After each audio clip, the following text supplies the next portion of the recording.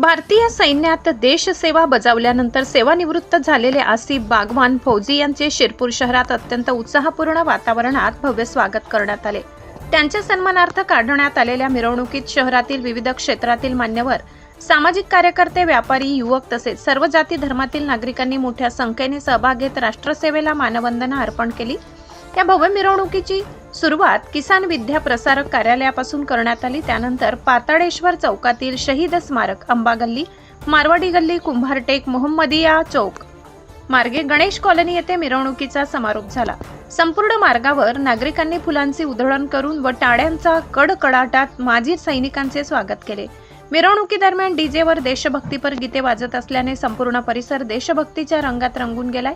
भारत माता की जय, वंदे मातरम आणि जय हिंद अशा घोषणांनी वातावरण दुमदुमून गेले।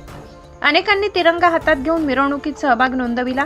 विशेष म्हणजे या मिरवणुकीत कोणताही जाती धर्माचा भेद न ठेवता सर्व समाजातील नागरिक एकत्र आल्याचे चित्र पाहायला मिळाले। देशासाठी सेवा बजावणाऱ्या जवानांचा सन्मान करण्यासाठी संपूर्ण शिरपूर शहर एकवटल्याने सामाजिक ऐक्याचा आदर्श निर्माण झालाय। यावेळी विविध मान्यवरांनी आसिफ बागवान यांच्या देशसेवेबद्दल कृतज्ञता व्यक्त करत त्यांचा शाल, श्रीफळ व पुष्पहार देऊन सत्कार केलाय। उपस्थितांनी त्यांच्या कार्याचा गौरव करत तरुणांनीही सैन्यात भरती होऊन देशसेवेचे व्रत स्वीकारावे असे आवाहन केले।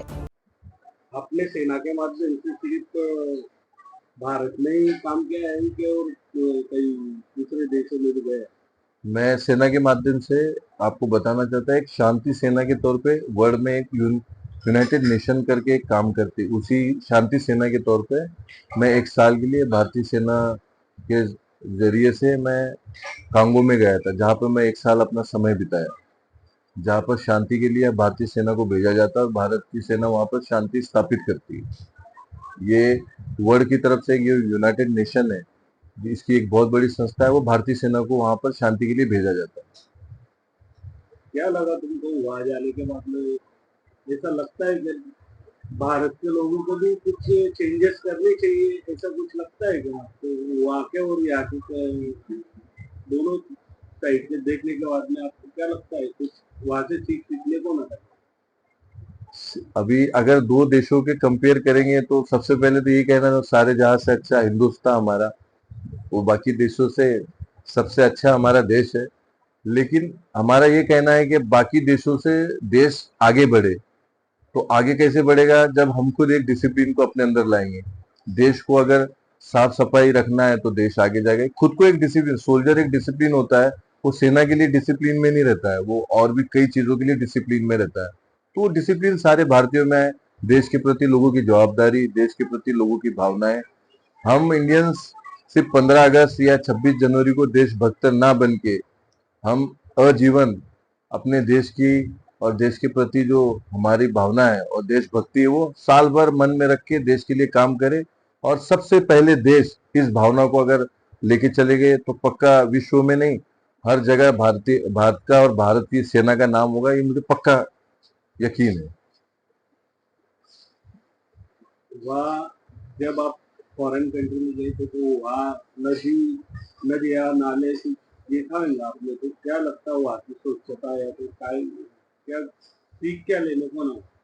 वहां से सीख ये लेने को ना कि मैं आपको एक बहुत प्यारी बात बताना चाहता हूँ कि देखो, हम भारत के जो लोग हैं सबसे ज्यादा धार्मिक होते हैं। हम हर चीज से सीख लेते हैं।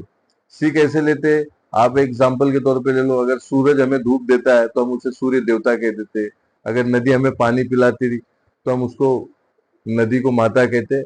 मतलब हम सबसे ज्यादा इंडियंस लोग, ऐसे नहीं कि हिंदू या मुस्लिम, सारे इंडियंस लोग सबसे ज्यादा धार्मिक शिक्षा लेते हैं। लेकिन ये सारी धार्मिक शिक्षा लेने के बाद भी कहीं ना कहीं हमारे अंदर ऐसा हो जाता है कि हम वो चीजों को नहीं कर पाते जो एक्चुअल हमने करना चाहिए। हम क्या करते, बाकी देशों के कल्चरों को अपने अंदर शामिल करके जो हमारा एक्चुअल है, हम जिस भारतीय संस्कृति है उसको भूल जाते हैं और बाकी देशों की संस्कृति को अपने अंदर ले आते। देखा जाए तो बाकी के देश बहुत सारे नास्तिक है, वो किसी देवी को, किसी देवता को और किसी चीज को नहीं मानते। हम तो हर चीज को बिल्कुल हर तरीके से मानते हैं और उसको हम रिस्पेक्ट भी देते, भावनाएं भी देते। तो हमारा एक कल्चर है। कल्चर होने के बाद भी हम कहीं ना कहीं बाकी से कंपेयर में इन चीजों में थोड़े पीछे आ जाते हैं। बस एक ही दिमाग में होना चाहिए कि देश पहले, बाकी सारी चीजें बाद में। पहले आपका नाम बताओ। मैं भारतीय सेना से एसीपी नायब सूबेदार बागवान आसिफ। भारतीय सेना में मैंने 24 साल नौकरी किया और नौकरी के साथ साथ देश की सेवा भी की, और जो कि बहुत ही गर्वपूर्ण और गौरवशाली रही। आपका प्राथमिक शिक्षण कहाँ हुआ? हमारा प्राथमिक शिक्षण थालनेर के अंदर जो किसान विद्या प्रसार संस्था की जो स्कूल है उसके अंदर हुआ, माध्यमिक? और माध्यमिक भी मेरा वहीं पे हुआ। उसके बाद जब कॉलेज के लिए शिरपुर में जो एसपीडीएम कॉलेज है वहां तक मैंने अपना ग्रेजुएशन किया। ये फौज में जाने का ये ऐसा कहाँ से तुमको लगा कि अपने को फौज में जाना चाहिए? ऐसा प्रेरणा कहाँ से मिली? प्रेरणा तो मुझे अपने गांव से मिली, जहाँ मेरे जो दोस्त होते थे वो जब रनिंग करते थे, प्रैक्टिस करते थे, और कहीं ना कहीं एक जैसे देश के सैनिकों को देखते थे तो एक अलग फील आता था कि नहीं, मैंने भी जाके देश की सेवा करना चाहिए और देश के लिए कुछ करना चाहिए। एक अलग यूनिक मतलब सोच आती थी। और जैसे हमारे माता पिता थे उनका भी एक बहुत बड़ा सहयोग रहा, जिन्होंने मेरे ये सपने के लिए मुझे हमेशा कभी रोका नहीं और मुझे कभी ऐसा टोका नहीं, और मुझे जितना हो सका सपोर्ट किया। कितनी बार भर्ती ट्राई करने के बाद में आप फौज में जाते हो? मैंने 4 भर्तियों को ट्राई किया, उसके बाद जो 5वीं भर्ती थी जलगांव के अंदर, वहां पर मैं भर्ती हुआ। आपके बैच में अपने इतने साल की जो ड्यूटी किया उसमें कुछ ऐसे कोई विषय होगा जो कायम तुम्हारे ख्यालात में रहेगा, ऐसा कुछ किस्सा है क्या? किस्से तो ऐसे बहुत सारे हैं, लेकिन क्या होता था जब कभी कभी ऑपरेशन के दौरान या भारतीय सेना जब भी कहीं काम करती थी उस दौरान कई ऐसे साथी थे जो आज मेरे साथ नहीं है, और ऐसे कुछ साथी हैं जिनका मतलब कहीं ना कहीं पैर हाथ को कहीं ना कहीं चोट लगी और जो आज मेरे साथ नहीं है।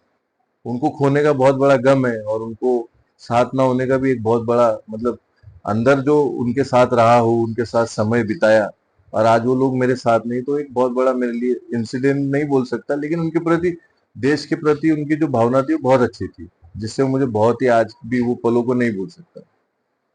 आपकी सर्विस में आपने कितने बार युद्धों को फेस किया है? युद्धों को फेस तो नहीं कर पाया, लेकिन हमारा जो भारतीय सेना सतत बॉर्डर के ऊपर जो काम करती है जिसको हम ऑपरेशन कहते हैं, वो ऑपरेशन के तौर पे हमेशा, जैसे जम्मू कश्मीर में मेरा 7 साल का जो कार्यकाल रहा, उसके साथ साथ जो हमारा अभी सिंदूर ऑपरेशन हुआ था उस दौरान भी हमारा था। तो ये सारी चीजें, युद्ध तो बहुत सारे हुए, लेकिन युद्ध का कार्यकाल हमारी सर्विस के बाद और कुछ उससे पहले हो गया। लेकिन जो भी भारतीय सेना आज भी स्पेशल ऑपरेशंस करती है, कहीं ना कहीं भारतीय सेना का कहीं ना कहीं दुश्मन के प्रति जो भी लड़ाई होती है उसमें हमारा बहुत सारा सहयोग रहा, जो कि एक बहुत बड़ा गौरवशाली भी साहस और दूरता से भरा हुआ था।